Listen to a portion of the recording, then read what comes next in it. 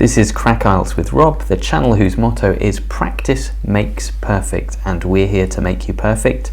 My name is Matt from the channel IELTS with Matt, which is a speaking channel, and we're here to make your speaking sound more natural, confident and professional.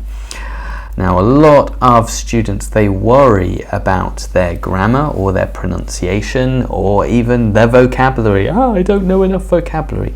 But you don't need to worry too much about that, because in IELTS, if you have a good enough level of English, you just need to learn strategy. So today we'll learn strategy for some predicted speaking questions, and we will look at these questions which are being used from March until August 2023. So let's look at a speaking part 2. Now, this cue card is talk for 1 to 2 minutes about some good news that you heard. You'll need to talk about what it was, when you heard it, how it made you feel, and explain why it was important to you. Now, in the real exam, you have 1 minute to prepare, and you need to speak for 1 to 2 minutes. So it's a good idea to practice preparing for these cue cards. So while you're preparing, let me read you some comments from our last video, which were very nice. One of them was from Arti Sharma, who said, "Wow, very useful, love Art. Actually, last month this cue card came in my test." Oh, well, it's good to know that these definitely are recent cue cards and recent questions, and they will still be used until August. We need more cue cards ideas like this. Oh, well, today's your lucky day, because here's another one for you. Afsar Ahmed says, "Please make more speaking part 2 and 3 videos." Well, there you go, here's another one. And Paveen Kaur says, "Please make more videos related to recent cue cards. It's very helpful and I like it." Well, that's great. I'm really glad that it's helpful for you, and I'm glad that you like it. So Arti Sharma, Afsar and Paveen, good luck in your tests when you have them. Let us know in the comments when your test is and how confident do you feel. This is a simplified IELTS speaking rubric which shows how you are assessed in the exam, and these are the most important things for you to focus on for you to get a higher speaking band score. So all of the examples that I use today, they'll show you ways in which you can hit some of those targets in the rubric. So let's go back to our topic. You can now start speaking now. That's for me. I'm going to talk a little bit about a time when I got some very positive news on a week that otherwise wasn't going so well. So it was a couple of months ago, and I was at home just relaxing on the sofa. I was scrolling through my phone in a kind of exhausted state, and I saw that I had a message from my friend who I hadn't spoken to in quite a while. As for how I felt, I opened the message, and quite surprisingly, it was an invitation to his wedding. I was so excited and happy for him. I couldn't believe that he was getting married and I was going to be part of his special day. I immediately called him to say congratulations and ask him all about it. To be honest, I was pretty grateful to receive this news, as I'd been having quite a tough week at work. It was such a happy moment for me, thinking about meeting up with the old gang, and I was excited for the future and for all the new memories that were going to be made at the wedding.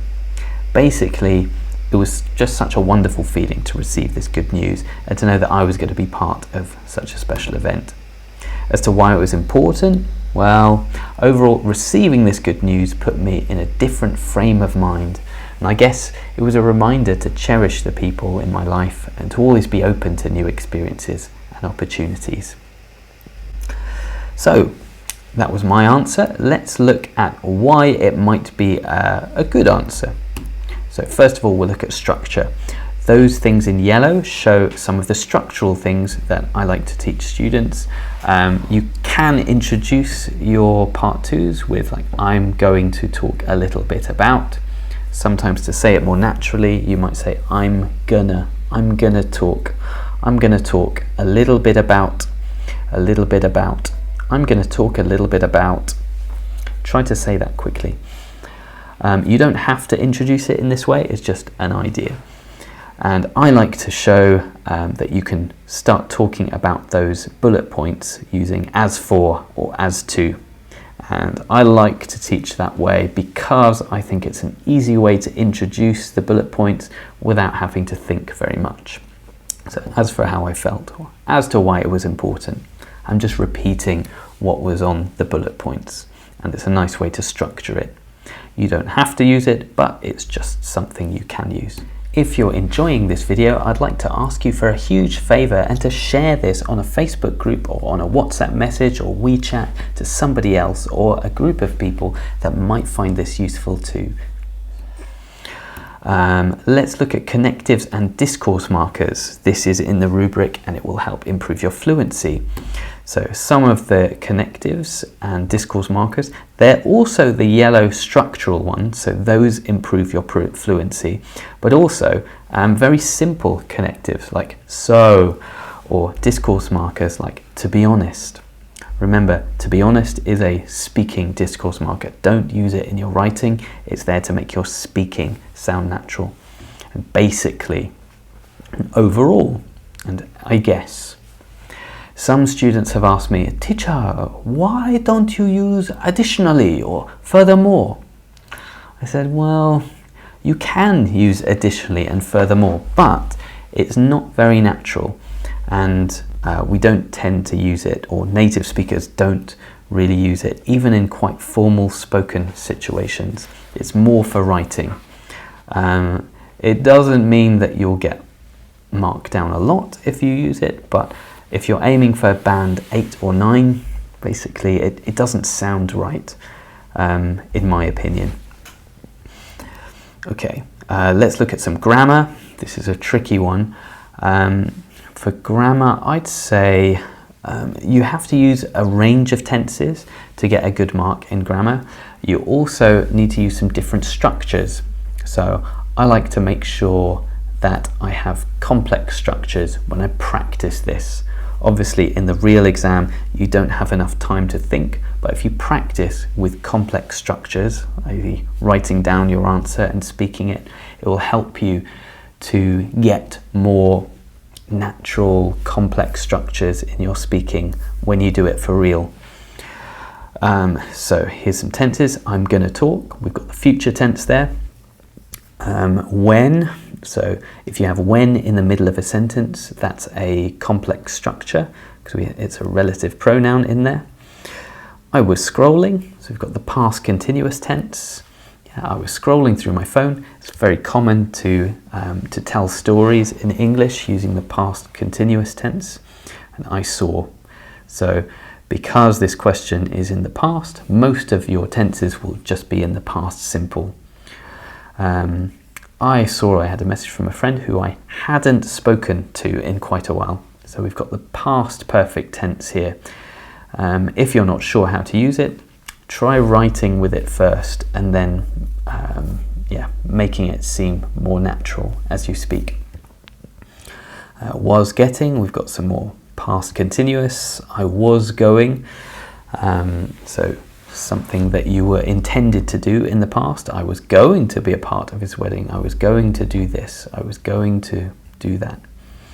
And I'd been having. So I had been having a tough week. That's the past perfect continuous tense. I'd been having. Very, very good if you can use something like that naturally. I had been. So that's I had, not I would. So memories that were going to be made. We've got a passive construction there, and as to why, so I like that structure because it's also a complex structure. So those were some of my ideas for how to make a good band 9 level answer.